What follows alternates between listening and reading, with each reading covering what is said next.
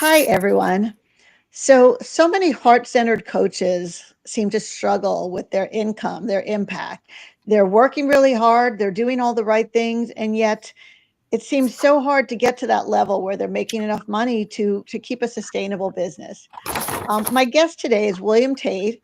William has some thoughts on this. There may be another path to abundance, to ease, to really creating the business that you like and making the money that you need to make a sustainable business.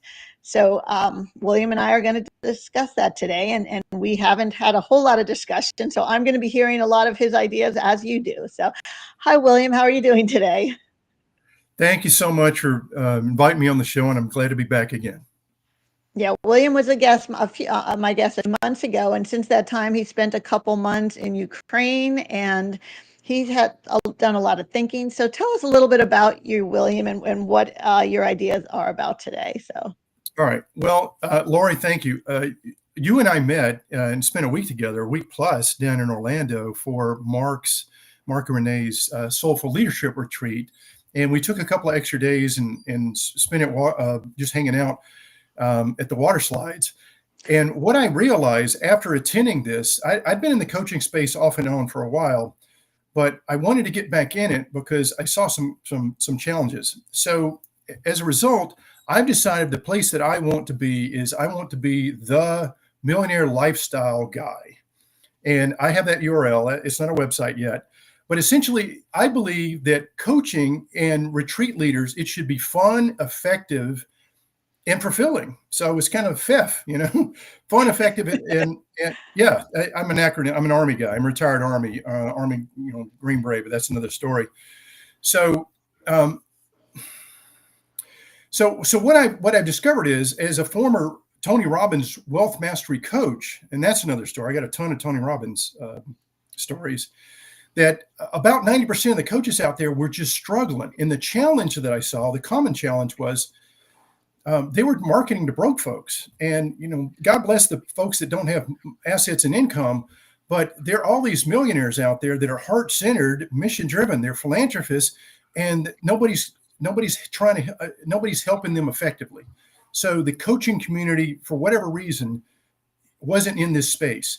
And so what I have decided to do was I'm going to I'm on a mission to flip the coaching industry and retreats as well, retreat leaders, to say, okay, guys, if you want a life-fulfilling, meaningful coaching and retreat business, you want the millionaire lifestyle, you want to work maybe part-time, so you got the time and energy balance, and you want to have all this and go deep with personal relationships with just 5 clients, I'll show you the path, because that's exactly what I'm creating.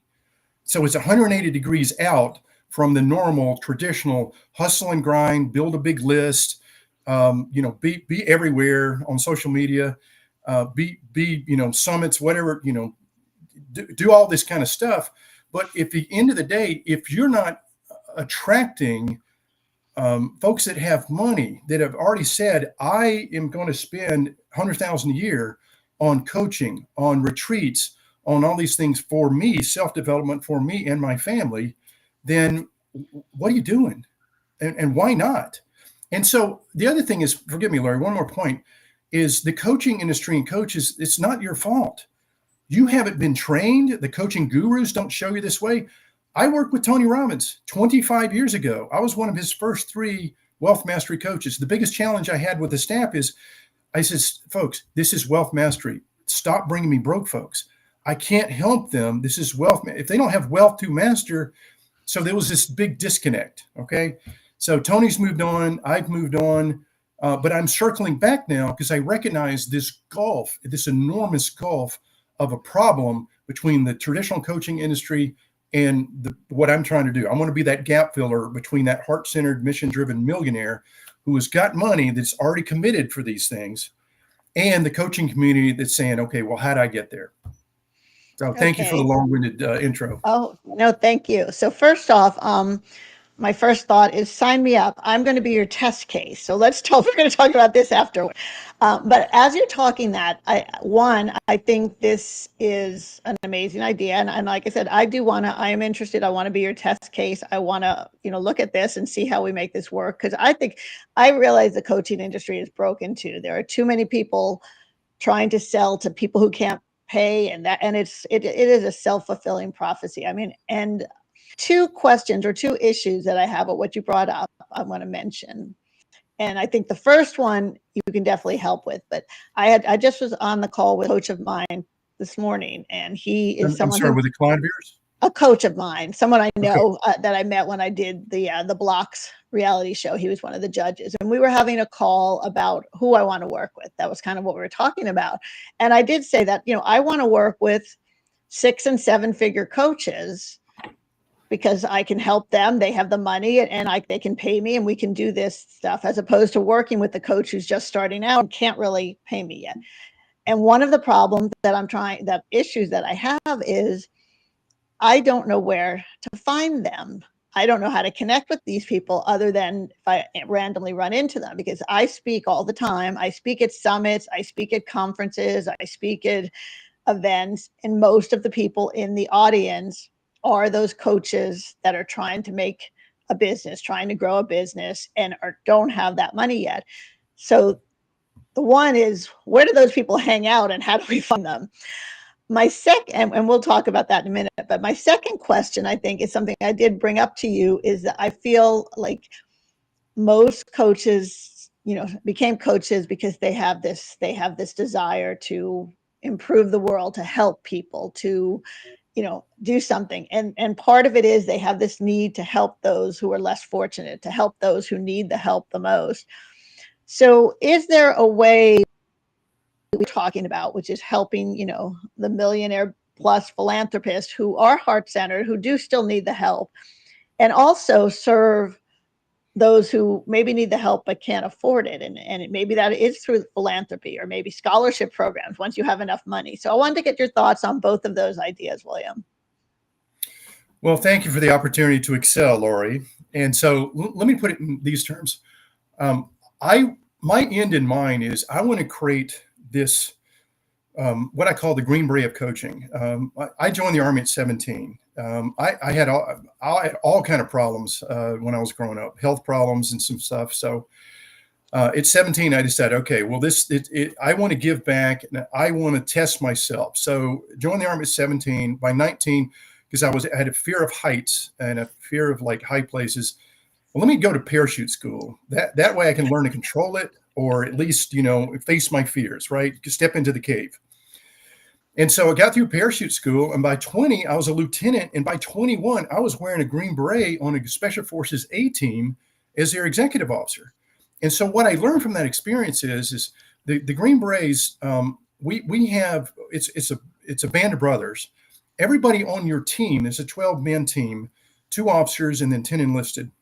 And these are all senior guys, very good at what they do. They specialize in different areas like communications, weapons, engineering, medics, and then running the show, the business part of the team. And so what I recognize is we have a common mission, and we all have specialists, but we're all on the same team. We're all moving forward. So as coaches, we can't do this on our own and shouldn't try. We should say, what are you really good at? And let's be a part of the team. The other thing about the Green Beret model is what separates Green Beret, Hollywood wants us to show us, is all, we have specialized training. So when coaches have specialized training, they can move into the power of one. Right now, I occupy the power of one space. There is no coach in the industry that exclusively, and you recognized this in me 6 months ago in Orlando. You said, everybody's talking about a product or service. William, you're talking about an audience. And I was like, that was so powerful. It was profound and powerful. So thank you. I have to give you credit. My audience is the coach that wants to move away from what I called the McDonald's model, McDonald's franchise model, where you serve a $10 meal, but you serve a lot of them. If you ever go to New York City, Manhattan, go to Columbus Square. You're going to need a month out, but you're going to go to Masa. Masa is a guy that came to US from Japan, didn't speak English, dreamed of sushi. And now he's got this one place where he's open 3 days a week. You need a month reservation out. It's $1,000 a meal without tax and tip. Okay. So what I'm saying to coaches is you can have the Masa New York City model, or you can have the McDonald's model, because this is the traditional build a big list, hustle and grind, compete in the big red ocean, or you can sail out to the big blue ocean and create and be a power of one, just like Masa. He owns that space. That's where I'm going. So I'm sorry, did I answer your question or just ramble?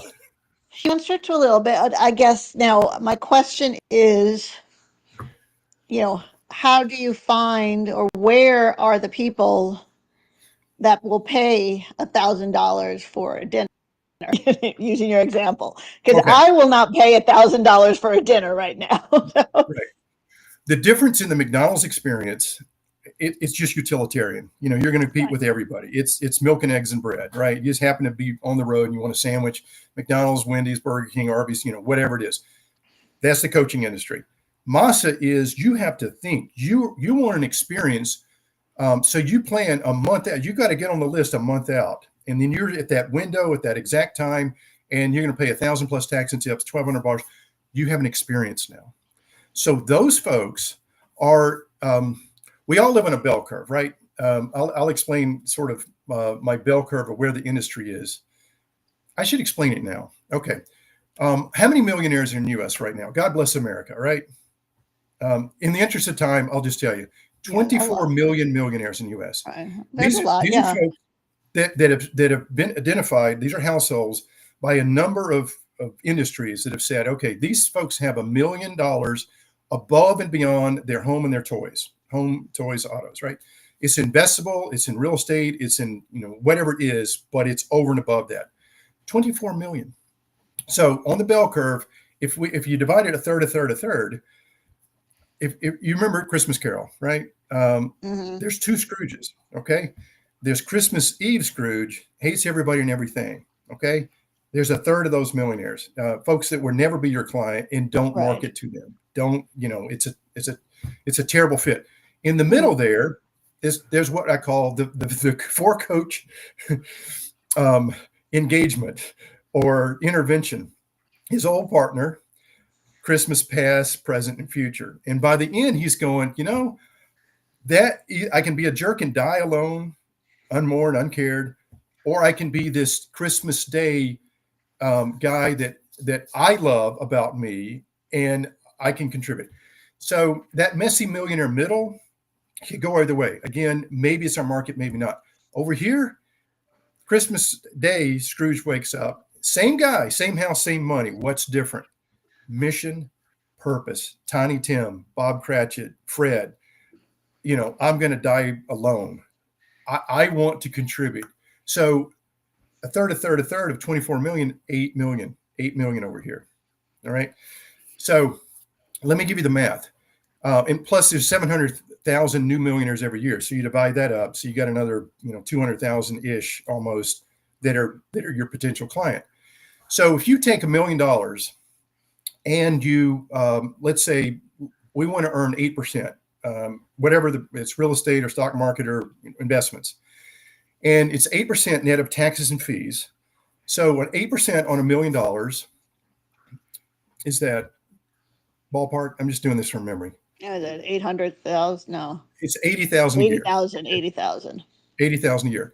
Studies show, in my own experiences, these clients, these Christmas Day Scrooges, these 8 million, will invest in coaching programs, aka self-improvement, travel, family-friendly travel, or just travel, aka resort programs, right? Half of their investable passive income. That's 40,000 a year. Okay, 40,000 a year. That they've already said, I'm taking my allocation and putting it into this pot. And so this pot is for this self-improvement, coaching programs, travel, retreats. All right. Now let's add a zero. So if you have 10 million of net worth, suddenly it's 400,000. 800,000, right? So now we cut that into the same pot is 400,000. And that's how you can have a millionaire lifestyle with just 5 clients. That's $2 million a year. Now, Right. some of that you're going to spend on expenses for your retreats and travel and stuff like that. But the remainder of it, you become that trusted advisor. Right. And how many are those? Again, if you do the third, a third, a third, Christmas Day Scrooge, let's call it 4-ish million in there. So we're talking about 1.2, a million millionaires in this space that have 10 million a year. They're heart-centered, mission-driven, Right. philanthropists. They're already doing causes. Now, here's the other thing. To answer your question, I needed to show you the math. And that's why my program is based on 3 parts. It's based on American demographics. That's the 24 million millionaires and the 10 million folks, the million folks Right, that are in the space. Psychographics, who's got the mindset and behavior to be your client, would be a good coach. And then the money math. So those 3 programs. Going back to the bell curve. I'll give you 2 examples. You remember the Beverly Hillbillies from, the 1960s and 70s? Okay. Solid folks from the Ozark shooting, the song, up in the ground, give them a bubbling crude and all that, shooting at some food. So this guy from Tulsa comes over, discovers oil in the land. Jed says, yeah, I can't clean it up. He says, no, I don't understand. We're going to clean it up for you. We're going to pay you to do it. So he says, okay, they give him an offer. I've heard of a silver dollar. I've heard of a gold dollar. I've never heard of $1 million. And the guy wants to pay me $40 million for this. And everybody says, well, you're a millionaire, Jed. You're a millionaire. Money didn't change him. It didn't change his family because money's a multiplier. If you're a good person, you can do a lot of good and help a lot of people. If you're a jerk, money just makes you a bigger jerk, right? It's a force life multiplier. So move to Beverly in that same beat up truck, right? It's in a mansion. Right. The cement pond is stocked with bass and catfish, right? They don't even swim in it. So their trusted advisor by default becomes the banker, Mr. Drysdale, right? Mm-hmm. And Jane Hathaway, who is, his assistant, but they're always coming to the house. They're visiting the house, they're eating possum or they're eating possum leftovers, all the stuff you don't want to do, but he becomes the de facto trusted advisor. Coaching wasn't a thing back in then, but now it is, and it's growing, right? So what if Mr. Drysdale says, I want to help you. We've got the flat folks worked out, the financial, legal, accounting, tax. I'm kind of the head banking guy that's in charge of the flat folks. But I know that you want to do more, Jed, and I know that you want to create a legacy, and I know that you want to have Ellie Mae and Jeffro to have this life and money. They're solid kids, so money's not going to spoil them. But let's get some help. Let's get some coaching. Let's get them to see the world. Okay. So now that 600 million, they would say, sure, fine. Because I trust you, I'm going to, the coach that you bring in is going to, be the one that we're going to spend the most time with. We're going to travel together. We're going to go to retreats. We're going to get coaching on family wealth transfer. We're going to get coaching on all the things that we need to do to be competent, caring, responsible adults. We just happen to have more money now to do it with. So that's the Clampett example. You don't market to them because they live in a castle. You shoot arrows at the castle, or you're standing out there with your sign, hey, I'm a coach, pick me, pick me. They're in that castle going, okay, great. I ain't coming out. I ain't gonna let you in because my trusted advisor, my attorney, my accountant, my flat folks have not said, hey, this is a good person. They can add value. They can help you take you on this emotional journey that we're not hardwired to do. We do reports and documents and numbers and that kind of stuff. We don't do woo. We don't do retreats. We don't do coaching other than it's financial, legal, accounting, tax. Right. We don't have those emotional, spiritual, why did God give you 50 or $100 million? These coaches do. They lower the drawbridge, you come in, and now over time, you become that trusted advisor. That's how you participate in that money. That's the easiest way to do it. It's fun, it's effective. So I love that. And you're not marketing to the Clampetts. So I guess the question is, I understand that you're not finding the Clampett. So how is your idea that you will be that trusted advisor, or the question then is, how do you find the trusted advisor? Well, the community that I came from, I was a philanthropy advisor in Silicon Valley. But before that, I was a manager at Morgan Stanley. And because I had developed a relationship with the attorneys and accountants in the community, is being the philanthropy guy and being the heart-centered millionaire that would go to the widow Jones or soon to be widow Jones or the divorcee or the ones that just their stock options hit at Oracle or Intel, and they're now worth an extra 40, $50 million that they didn't have on the day before. They said, look, these are solid guys. Now they have a new challenge. They want to have a life planning, like the blueprints for their life and their posterity and their legacy. I can do the taxes and the reports and the numbers. I can't have that discussion with them. I'm not wired that way. Can you go do it? Absolutely. Sit across the kitchen table, stack of documents, whatever, you go through it. By the end of that, the stress goes down, or they've got a plan. And that's how you become the trusted advisor. So the short answer is, until a coach decides, and by the way, they're one decision away from becoming a millionaire lifestyle coach, because they decided, I'm going to start to move away from the McDonald's franchise model and move towards the muscle model, because I want deeper relationships, fewer clients, but folks that have more money. And to do that, I need special training. In order to become a Green Beret, I need to have special training. And the only guy I know to do that right now in the coaching space is this guy, because I come from the flat world.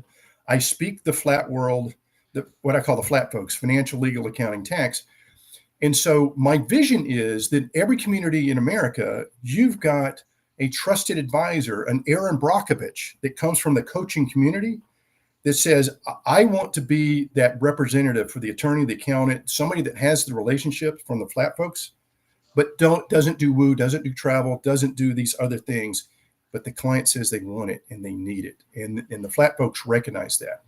So what my plan is to train this cadre, train this special forces pilot program enough about the financial, legal, accounting, tax world to become valuable, so they can start to have meetings with attorneys and accountants that have already said, look, clients I got in this space, I just don't know where to send them. I can't offer this value.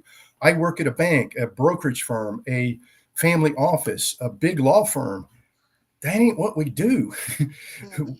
So I need that gap filler, the coach, to come in, but I need that coach to be competent and caring. And he needs to get trained. I ain't going to train him, because it's not what we do. You need to find another folks. And so you're in this do loop. I'm creating this brand new coaching system that says, we're going to move over and you're going to get trained in a specialized way where you understand what the flat folks do, but now you can do what you do.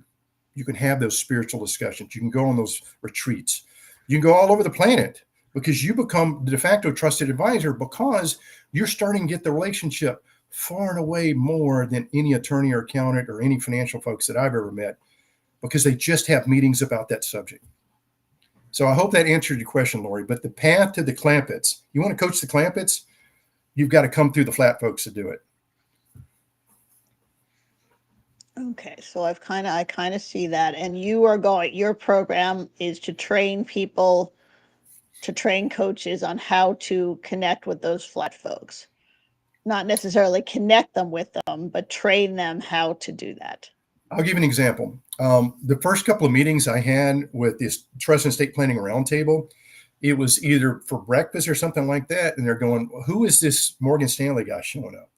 And the attorney that brought me said, no, he's not selling. He's interested in what you're doing so he can become a better advisor.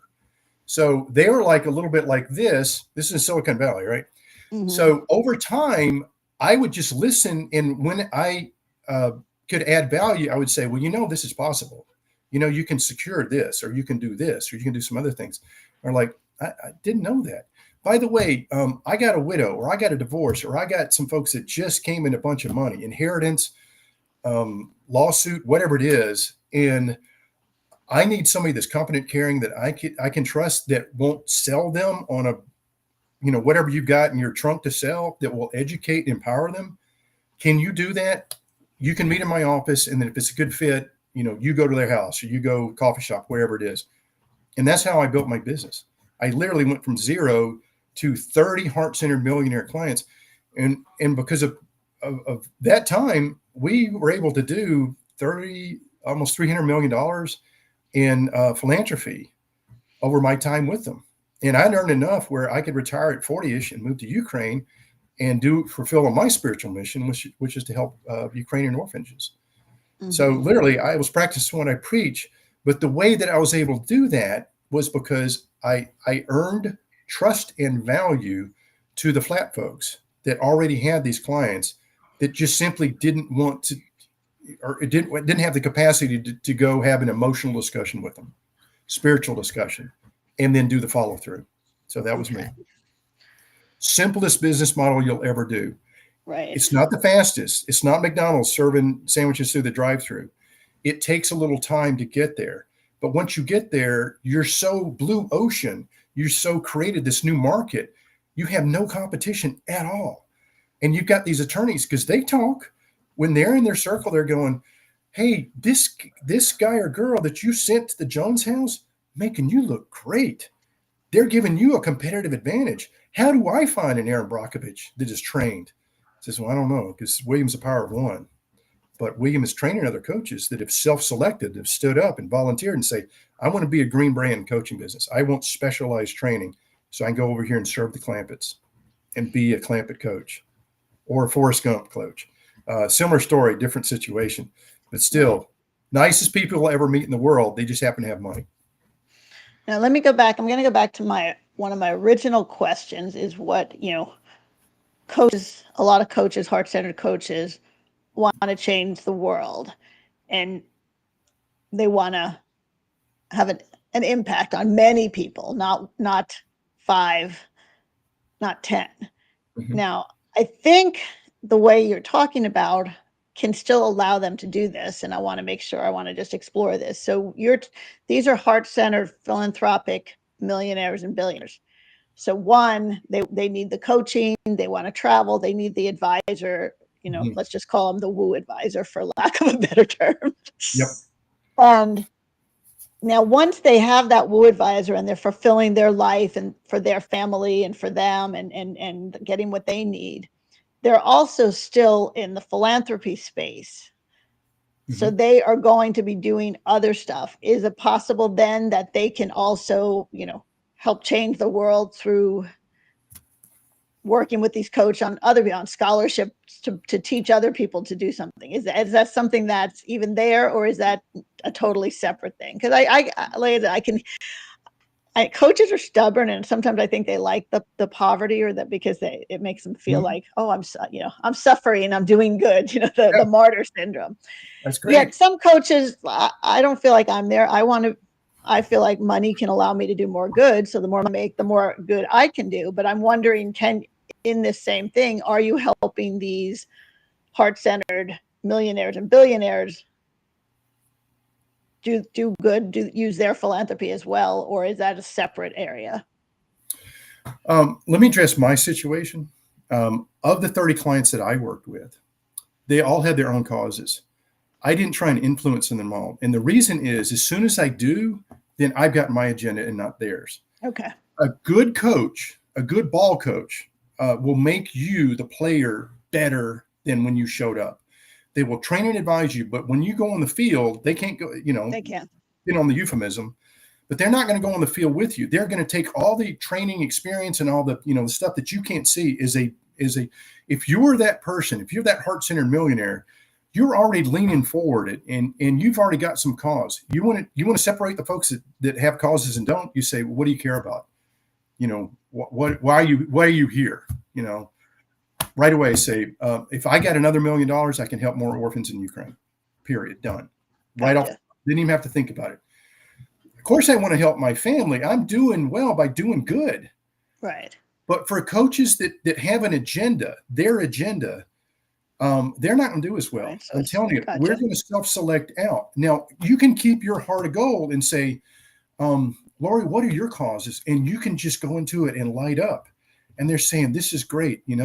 Because you're my coach and I love what you're doing, I've got this pot of money for philanthropy. I want to support what you're doing. Okay. But you never want to be in a situation where you're influencing them over and above their causes. Gotcha. You will not be the trusted advisor. You'll just be No, another makes advisor. sense. Okay. Perfectly clear. And then, like I said, to all those coaches that like the suffering, and if you're working with 10 millionaires, billionaires, and they're paying you $200,000 a year each, you have $2 million. You can go support whatever cause you want on your own. You have that money and you have that flexibility. So that's Yeah. another way that you can help a lot more people with money than without. Well, that's true. Exactly. So the other point is, um, the more you spread yourself out, the less you have to commit in terms of time. I call it team. It's time, energy, attention, and money. Team. We all have team. So time, energy, attention, and money. TEAM. Where are you going to commit that? And so if you're a coach's clamp, if you're a clampet coach in this, let's say their passive income after their oil royalties and just investments, let's say that's 60 million a year. Okay. And they're going to put half of that towards 30 million a year towards philanthropy, towards travel, towards self-improvement, all that. Are you going to have time or energy? Are you going to have team to do, to do your thing and serve them well? I mean, what's the point? So all I'm saying is at some point, you don't have to be their coach. You don't have to be Forrest Gump coach, the guy with 100 million that you'd never know it because he cuts his own grass on his lawnmower. But I'm just saying, the deeper you go in those relationships, the more powerful, the more 3:00 in the morning, having a breakdown, a breakthrough call that you're going to get. And I became that coach for 5 out of my 30. Okay. I recognize that 30 was too many. And the other thing is, if you build a big online whatever, you're over here doing this when they need you over here. In their mind, they're going, are they keeping all our secrets? Can I trust them? Because social media is just modern day gossip. So if they're doing their thing over here, they're spending less time and money. It's okay. And if they don't want to be in that space, they want to build this bigger whatever, then that's fine. But I'm going to ask them politely to bring me somebody who just focuses on me and my needs. Okay. So if you want to have and again, if you want to build a big whatever, knock yourself out. That's not what I'm saying. Build a model where you go deep in relationships and you can go travel the planet with them and their family and their tribe. And by the way, it's the pebble in the pond. They cross-pollinate. You might end up with one, and then you end up with 5 because they're millionaires that either, they're in philanthropy together, that do. Then they all need board members. Every one of their family has a business. Every one of their family, if they're in philanthropy, they have board members on their philanthropy. These become full-time jobs. Now, again, you can make them a part-time. I'll allocate 20 hours a week on this stuff because I love it. And we're saving the world, but we're going deep in these relationships as opposed to, hustling, grinding online and you never know what you're going to get. So I'm just saying my model, it maybe hasn't been tried before because I'm a thought leader and not a marketer. I don't care about the marketing. There's only 2 platforms I'm going to be on, Facebook and LinkedIn. And I haven't done either one very well. And so far I haven't needed to. I've been out of the coaching business for 25 years because I left Silicon Valley literally 20 years ago, moved to Ukraine, earned enough money where I could do my thing. And that was it. So now I got a family in Durham, North Carolina. We still go to Ukraine. We were there for 3 months this past summer. I didn't take one call. That's the kind of lifestyle business I'm talking about. So I hope I answered your question, Lori, and I hope that I haven't frustrated anyone, because if you're going to go and be special and put on that green beret and help those families and help those folks, it's difficult to do both. How would you serve McDonald's on one end, and be Moss on the other? To that accountant, to the flat folks, they need to know that you're committed to this area, that you're going to go deep. And if you're serving, and I guess if you wanted to do that, you could be committed to there, and then you take your money and if you want, you buy a McDonald's and you hire people to run it, and that's separate. Exactly, it is.